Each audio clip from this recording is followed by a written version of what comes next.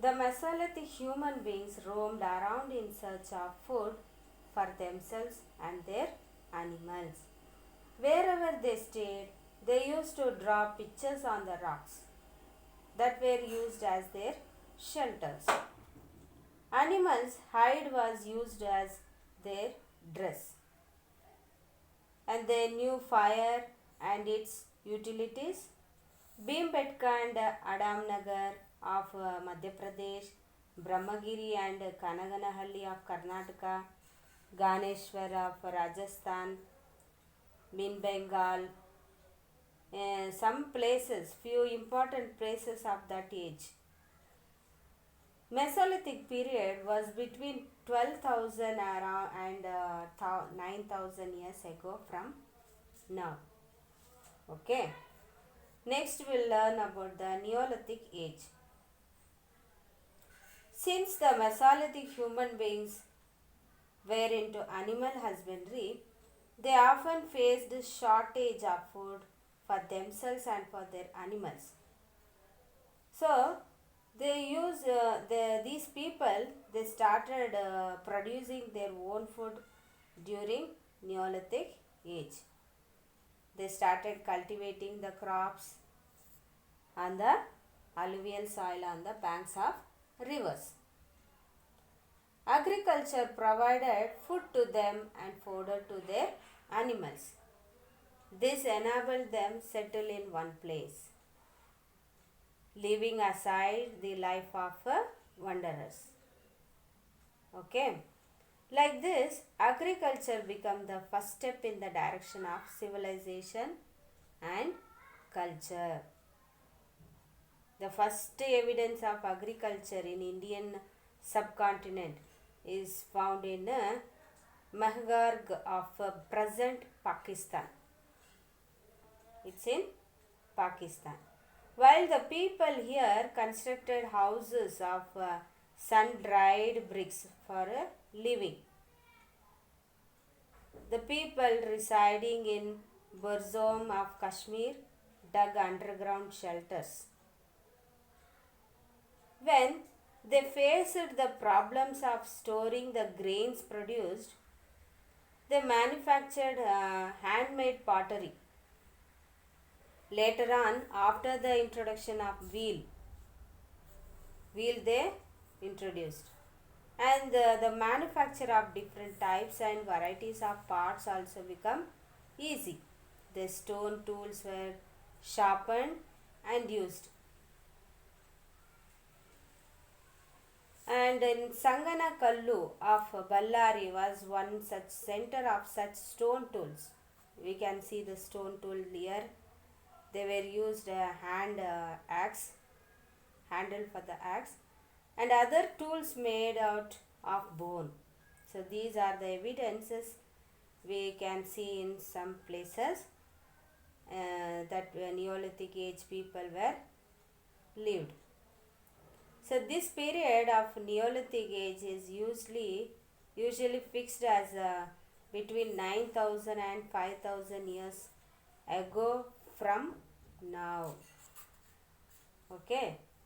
Next we will go to the metal age. The use of metal began by the end of Neolithic period. Now we studied the used axe, handle axe, everything. So the metals were used by the end of Neolithic period. Began by the end of Neolithic period. The first metal that the human beings used was copper.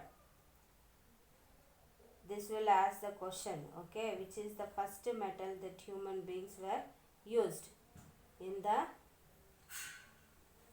previous years, means copper. Then the people of metal age learned producing bronze by mixing tin and copper. Bronze is an alloy, no, and it is harder than copper. So what is that copper and bronze stone age? That we are going to study. The heading is copper and bronze stone age. As the quantity of copper and bronze tools were very low, stone weapons were continued to be used along with them. Therefore, this period is called as a copper and bronze stone age. This age began about 5000 years ago. Agriculture and cattle rearing were the prime occupation. Designed parts manufactured by the tools using wheels belong to this age. Copper implements and jewelry have been found. Bronze implements were helpful for deep cultivation of land and for the conversion of forest land into cultivated the land. Okay. As a result, there was a rise in the production of food grains by using these metals. Okay. By transporting excess food grains to needy places around, their trade started. Consequently, in the valleys of river Sindhu and its tributary, a grand culture like Harappa civilization could arise, because in the near the river only, Sindhu river, Harappan civilization was started. Historians identify it as the first urbanization where ever happened. So that much they worked here. Okay. In South India, the use of bronze was less when compared to the use of copper. South India, they use the bronze was less when compared to the use of copper. The evidences of copper and bronze stone age have been found in Haluru, Banahalli, Brahmagiri and some other places in Karnataka. Okay. Iron stone age. Next is iron stone age. Iron is a hard metal. You know, no? Iron means? Yes. This was in use in South India long before copper. In South India, it was in use as early as some 3500 years ago. This is called as a period of grand stone culture. What is called? Grand stone culture.